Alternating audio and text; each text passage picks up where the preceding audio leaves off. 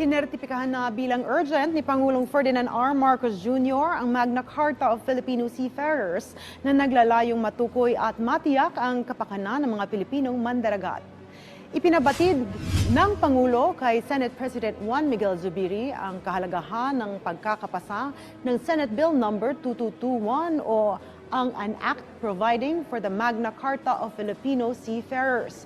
Ito'y para matugunan niya ang paulit-ulit na kakulangan ng domestic law sa training at accreditation ng Filipino seafarers na nagre-resulta ng kapahamakan sa kanilang employment. Sa ilalim din ng panukala, titiyakin na susunod ang Pilipinas sa mga obligasyon nito na magbibigay ng maayos na training sa seafarers alinsunod sa international standards.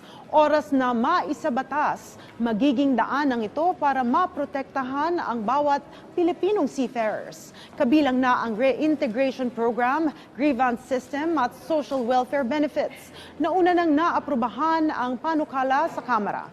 Ayon sa Marina, taong 2021 nang maging top source ang Pilipinas ng mga seafarers sa buong mundo, kung saan tinataya nga abot sa 400,000 seafarers ang na-deploy mula 2016 hanggang 2021.